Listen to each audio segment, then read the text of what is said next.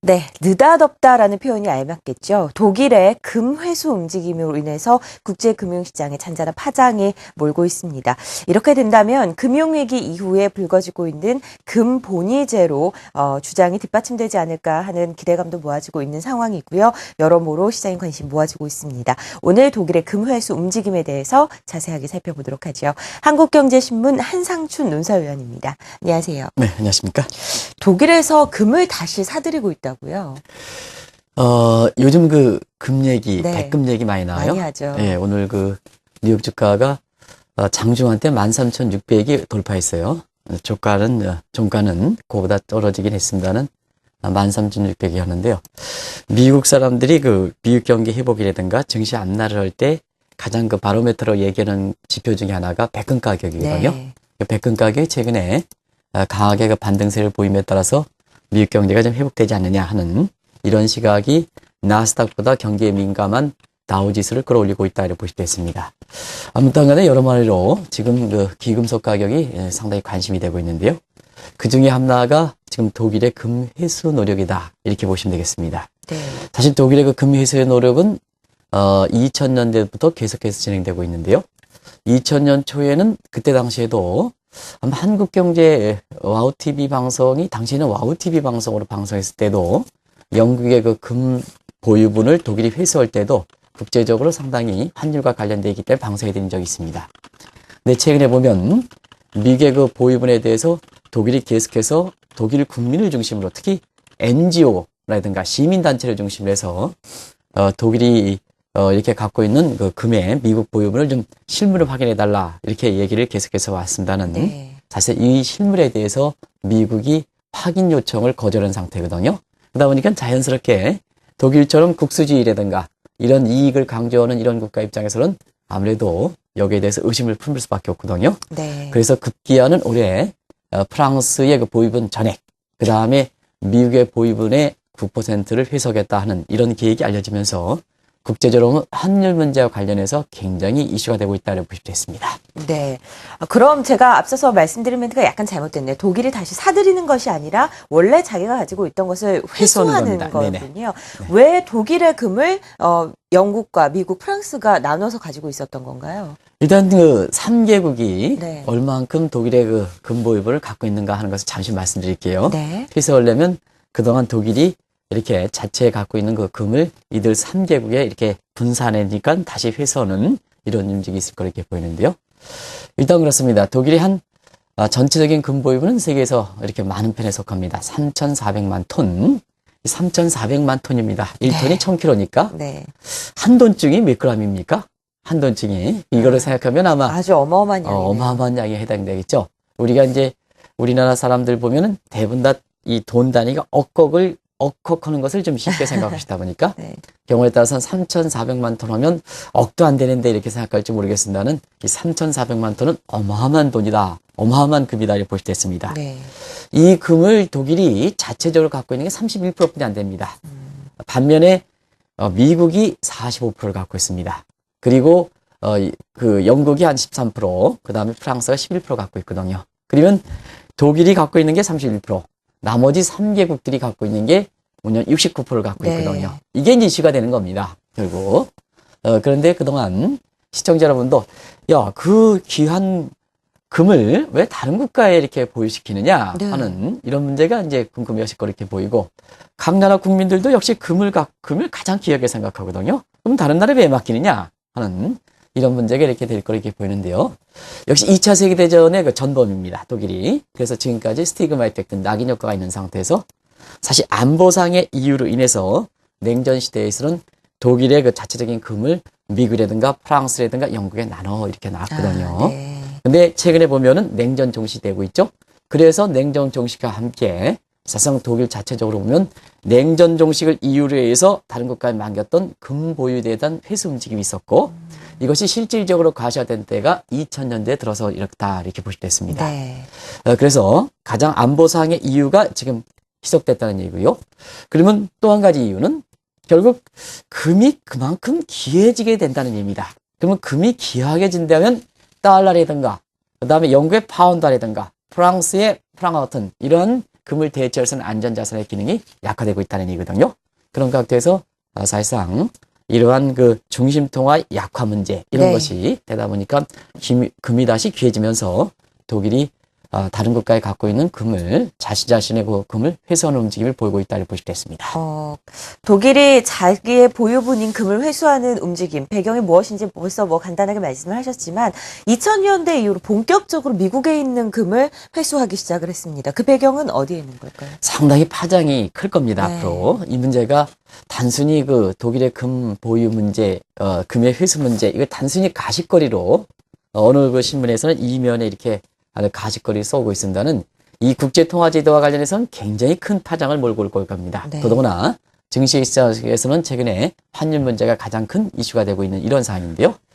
그러면 난공불락으로 여겼다는 또 미국 입장에서는 독일의 금 보유분이지만 남의 금이지만 보여주기를 싫었던 그렇죠. 어떻게 보면. 이런 것을 왜 독일이 난공불락을 여겼던 이 미국의 독일의 금 보유분을 회수할까 했을 때는 최근에 잇따른 그 QE 문제, Quantity Easing Policy에서 양적완화 정책을 인해서 달러를 무제한 방치하다 보니까 달러 가치가 떨어지지 않습니까? 네. 그러면 자연스럽게 독일 입장에서 보면 사실 자체적인 금 회수에 대한 이런 그 욕구는 증대될 수밖에 없습니다. 그래서 가장 밀접한 관계, 난공불락으로 했던 미국의 금 보유분을 회수하는 움직임은 미국의 QE 정책, 즉 양적완화 정책 때문에 달러가 남발하는 상태에서 이런 상황이 발생된다 이렇게 볼 수 있습니다. 네, 독일의 금 회수 움직임으로 인해서 국제 통화 시장에도 파장이 몰고 올 것으로 예상이 되고 있습니다. 2차 대전 이후에 통화 제도가 어떻게 변천이 됐는지부터 먼저 저희가 짚어볼 필요성이 있네요. 네, 이 국제 그 금융 역사상 보면은 금의 회수 문제가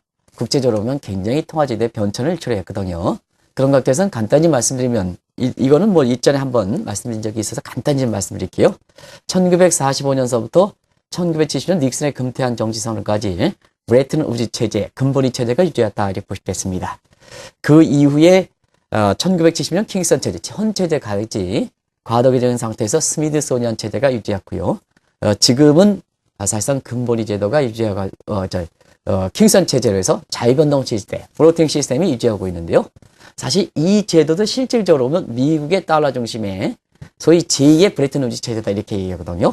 그러나 미국이 달러를 남발하니까 달러 가치가 기축통화로서 안전성이 보장돼야 되는데 안정성이 의심이 되다 보니까 사실 그동안 2010년서부터 근본이 이제 부활 움직임이 많이 됐었는데요. 사실 통화제도로 본다면 1945년서 1971년 브레튼 우즈 체제, 즉 근본위 체제가 유지될 때 미국 경제가 가장 부흥했다 이렇게 볼 수 있습니다. 네, 이번에 이 독일이 미국에서 보유한 금을 회수하는 움직임과 가장 관련 깊은 제도를 본다면 이 71년에 있었던 닉슨의 금 퇴환 정지 선언 이것과 좀 크게 관련이 있을 것 같은데 어떻습니까? 사실 그렇습니다. 이 의미가 앞으로 통화제도가 어떻게 되는지, 원달러 환율이 어떻게 되는지 가장 관심이 있습니다. 왜냐하면 여러분 아시겠습니다만 71년까지 유지했던 브레튼 우즈 체제가 근본위 제도다 얘기하는데요. 네. 온스당 35달러로 이렇게 해서 유지했던 됐었군요. 겁니다. 예. 근데 문제는 베트남에서 전쟁을 치르다 보니까 베트남의 군비 문제로 인해서 지금과 마찬가지로 뭐 양적완화 정책을 취하지 않았습니다는 베트남의 군비 문제로 해서 달러를 마구 찍었거든요. 네. 남발했거든요. 그러면 어떠냐 하면 미국에 갖고 있는 금에 대해서 의심하기 시작한다는 얘기입니다. 그래서 독일과 함께 세계적으로 보면 국수주의 움직임이 가장 강한 프랑스의 당시에는 드골 대통령 아마 기억나실 겁니다. 네. 드골 대통령이 그때는 아마 지금의 독일의 메르켈 총리보다도 더 힘이 강했던 것이 드골리즘 해서 이런 이분이었었거든요. 근데 드골의 금 회수로 인해서 다른 국가들도 미국의 금 회수하다 보니까 결과적으로 보면 프랑스 이외에 다른 국가들이 미국의 금 보유를 일제히 빼지니까 어떻게 하겠습니까? 미국 입장에서는 더 이상 달러를 금에 연계시키지 않겠다. 네. 그래서 앞으로는 달러 가치를 금과 연계시키지 않겠다. 이 선언을 했던 것이 1971년 금태한 정지 선언이거든요. 네. 그 이후에 스미스소니언 체제, 그 다음에 플로팅 시스템에서 국제사회에서 아마 경제학에서 가장 큰 비중을 차지하고 있는 국제통화제도의 양출을 나타내는 거거든요. 그래서 이 경우에 따라서는 시청자 여러분도 독일의 금회수 뭐 가십거를 생각할 수 있겠습니다는 이게 달러 가치라든가 아니면 세계 기축통화라든가 국제통화제도에서 커다란 의미가 있기 때문에 지금 국제금융시장에서 N달러 환율이 급등하는 문제와 함께 또 다른 이슈가 되고 있다 이렇게 보실 수 있습니다. 일부에서는 이번 독일의 금회수 조치가 어떻게 보면 중심 통화가 흔들린다에 대한 의심, 어떻게 보면 대비책으로 마련되고 있다라는 이야기도 있는데요. 이 부분은 어떻게 보시나요? 중요한 지적을 해주셨습니다. 네. 결국은 독일의 금회수가 바로 지금 지적하신 그런 문제에 뒷받침하는 시각이 아닌가 생각하는데요. 자, 시청자 여러분, 금을 중앙은행에서 다시 중시한다 하는, 또 한국은행도 금을 그때 당시에 굉장히 금값이 높은데 왜 사느냐 하는, 이래서 한국은행의 조치에 대해서 비판을 하는 시각도 있었습니다는, 사실 그때 당시에 한국은행의 조치에서는 다른 측면에서는 좀 잘못하는 점이 있기는 합니다는, 대체로 적절한 조치였다 하는 것이 바로 이와 맞물려 있다 이렇게 보시겠습니다. 네. 지금 세계적으로 보면 미국의 그 QE 정책으로 해서 달러가 기축통화로서 위상이 많이 떨어진 상태입니다. 그렇다면 미 달러에 대비해서 사실상 다른 국가의 통화가 기축통화 역할, 중심통화를 하느냐 하면 유로화는 유로비이기 때문에 안 되죠. 위안화는 사실 중국의 경제발전 단계에 보면 아직까지 선진국에 분류되지는 못하는 상황입니다. 이런 상황이고요. 일본의 엔화는 이렇게 아베 정책에서 저 모양이죠. 그러다 보니까 지금 상태에서 노트에 의해서, 명목 화폐에 의해서, 중앙은행의 발행하는 화폐에 의해서 세계에서 믿음이 가는 이런 중심통화가 없다는 얘기입니다. 네. 자, 그러면 중심통화가 없으면 어떻게 하겠습니까? 그만큼 세계 자유무역이라든가 그 다음에 인류 공역을 위해서 이러한 국제무역제도가 흔들린다는 얘기거든요. 왜냐? 믿는 통화가 없기 때문에. 그래서 2010년도에 월드뱅크 당시에, 지금은 김용청 합니다는, 그때 당시에는 로버트 저릭이 금본위제를 주장했었고요. 그 다음에 기억이 나실지 모르겠으나는 작년에 미국의 대통령 선거에서 공화당 후보인 롬니 후보가 네. 금본위제를 공약했던 거거든요. 지금 잘못 화면에는 좀 잘못 나가고 있죠. 예, 금본위제가 네. 심하게 좀 틀리고 있습니다는. 그래서 이와 같은 맥락에서 독일의 금 보유의 회수 문제가 제기되고 있다 이렇게 보실 수 있습니다. 네. 뭐든지 경제 문제라는 것은 사실 일맥상통하고 그때 당시에 트렌드가 있는 겁니다. 그 트렌드를 연관시키면 저렇게 정확하게 일맥상통하는 문제가 발생한다. 그런 맥락에서 지금 독일의 미국본 회수 문제가 제기되고 있다고 볼 수 있습니다. 중요한 것은 독일이 미국에서 보유하고 있는 거의 49% 가까운 그런 보유분입니다. 금을 회수할 경우 어떻게 보면 먼 얘기라고 할 수 있겠지만 금 본위제가 다시 일어날 가능성에 대해서는 어떻게 보시나요? 사실 이 대구가 계속해서 네. 학계에서 논의될 겁니다. 이미 이 문제에 대해서는 로버트 저릭이라든가 공화당 롬니 후보, 네. 그래서 이 4년 후에 대통령 선거에서 다시 공화당이 집권할 가능성이 높다고 본다면 계속해서 파도가 될 거다 이렇게 보시면 되겠는데요. 그러면 금본위가 도입되겠느냐? 일단 뭐든지 통화제도의 변천은 시간을 갖고 얘기하는 거다 이렇게 보시면 되겠습니다. 그런 차원에서 시간을 갖고 이런 논의에 대해서 국내 기업들도 결제통화 다변이라든가 그 다음에 우리나라의 외환보유에서 어떤 거를 가져갈 것이냐 하는 측면에 선제적으로 대응할 수 있는 시간은 충분히 벌어진다 하는 차원에서 이 논의를 좀 주목할 필요가 있다 이렇게 보시면 되겠습니다. 네. 역시 미국의 문제거든요. 미국이 결국 달러의 중심통화의 위치를 포기할 것이냐 하는 측면인데요. 사실상 그렇습니다. 금본위제가 실시하면 달러 공급이 줄어듭니다. 달러 공급이 줄어들면 미국이 중심통화로서 누리는 시니어리티 이펙트, 화폐 발행 차익을 포기할 가능성이 높다 그러거든요.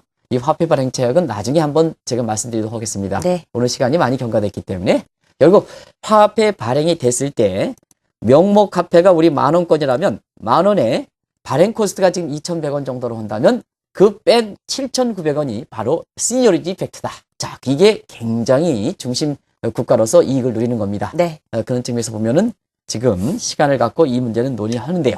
결국 미국의 문제가 아닌가 생각합니다. 이 과정에서 많은 중심통화 논쟁이 될 거고 이것이 사실상 최근에 일본의 엔저로 유도하는 문제와 별도로 국제적으로 보면 환리스크를 증대시킬 거로 가능성이 높기 때문에 기업 입장에서는 환리스크에 대비하는 노력. 한국경제TV도 이전에 환리스크 관련해서 아주 10시 때 아주 대대적인 특집 방송을 했습니다는 네네. 그런 방송 내용을 참조를 해서 향후에 그 대비할 필요가 있지 않냐 생각합니다. 네. 오래전부터 있어 왔습니다. 2000년대 이후로 본격화되고 있는 독일의 금 회수 움직임, 여기에 따른 국제통화제도의 변천사까지 오늘 자세하게 연결시켜서 이야기 나눠봤습니다. 한국경제신문 한상춘 논설위원이었습니다. 말씀 고맙습니다. 네, 고맙습니다.